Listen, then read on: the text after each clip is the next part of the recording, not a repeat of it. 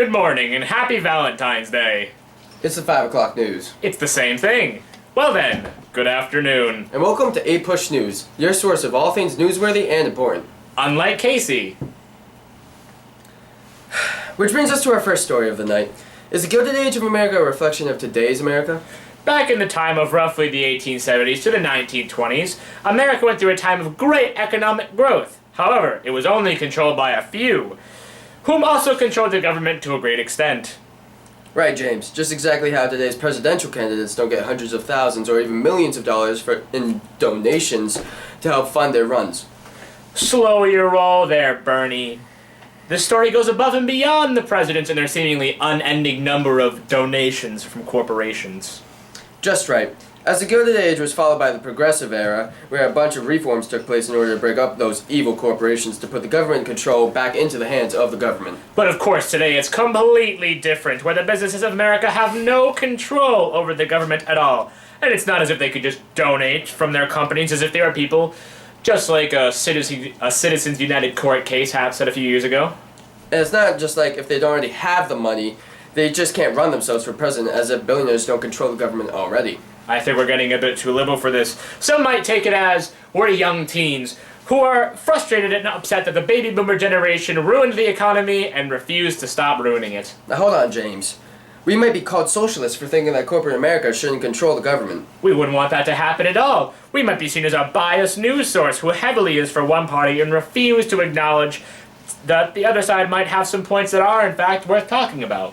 Speaking of the other side, we actually have a special guest today on the show to talk to us about how great the other side of the argument is. The special guest star is Jeb Bush. He's with our field reporter now. Who is also me. I'm gonna go interview Mr. Bush right now. Thanks, Casey. I hope you don't hurt yourself while I'm gone. But hello, faithful audience. As you can tell, I have a special guest with me today, the Republican candidate for president, Mr. Jeb Bush. How are you today, Mr. Bush? I am well, Mr. Scott. How are you? I'm well myself. Perhaps you have heard that today could very well be a new Gilded Age for America, with business in the government and all the corruption spread throughout all the levels thereof. What do you mean the government is corrupt?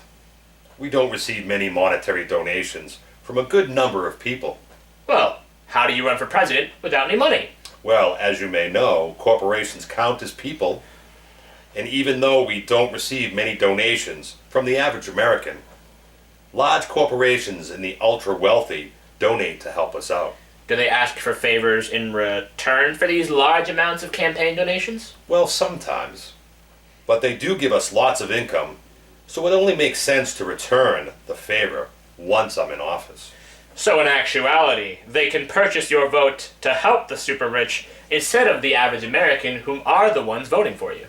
Well, as long as we keep the average American dumb by not educating them, and not let them have a voice in the upper echelons of American politics.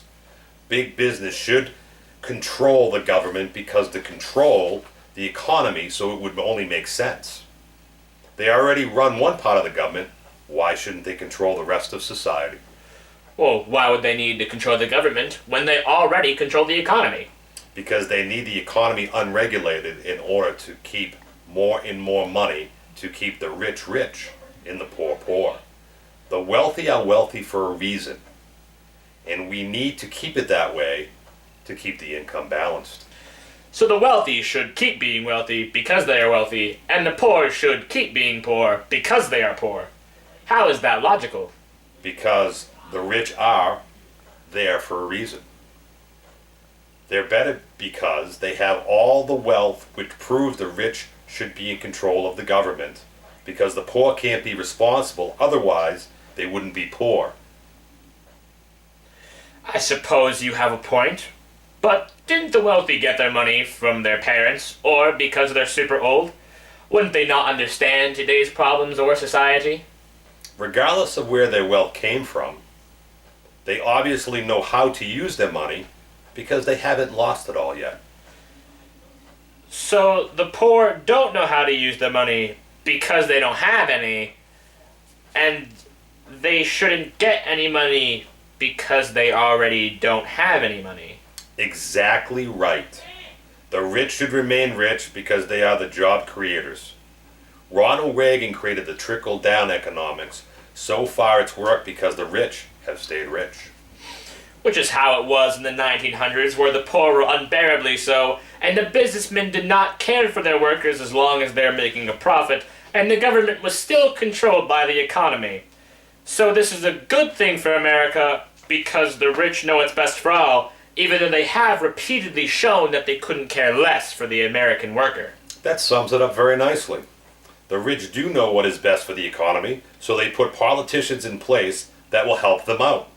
Because that helps out the whole country due to a higher creation of jobs in America, which will benefit everyone. So in recap, the idea that corporations can fund political campaigns is a good one because it will help the businesses, which will help us all, along with not giving the poor good opportunities to become rich because they're already poor. It is the only way to ensure growth in America. So yes, that is what I want to explain to all your viewers today. And there you have it. Mr. Jeb Bush, everyone. Alright, Casey, we're going back to you. As you can see, the Gilded Age does have some striking comparisons to the modern world. But after the age of big business, there was a change of policy. Progressives started getting in office and started changing America from the ground up. This became known as the Progressive Era. Indeed, and with the implementation of many new policies, laissez-faire capitalism came to an end and the economy became less monopolized as three presidents began breaking up the trust that had America in a vice grip. These presidents were Teddy Roosevelt, William Howard Taft, and Woodrow Wilson. They broke up many huge corporations such as Carnegie Steel and Rockefeller Oil. The Progressive Era helped to quell this control and put the powers of the government back into the hands of the government and the majority of people in the United States of America. But according to our esteemed guest, Mr. Bush, we are in fact in a second Gilded Age. Does that mean we have another progressive era around the corner for all the American people watching this show? Well, one presidential candidate wants to rewrite the establishment for all people, and he happens to be a socialist Jew. I didn't know Jesus Christ was running for president. Well, the Messiah reborn just happens to be 75 and ready to rumble. So the progressives can teach us that tearing down the established businessmen will lead to a more even income distribution and a far larger and growing economy. Even Bill Clinton's Labor of Secretary, Robert Reich, agrees that a growing and more vibrant middle class is good not only for America, but for the whole world. And there you have it, folks. America is in the second Gilded Age, and we need another progressive era to fix our issues. We're signing off for now. We'll see you later. Go out and vote. Monopolized is Let's do this again. FML will lead to an even more income. No! I'm sorry.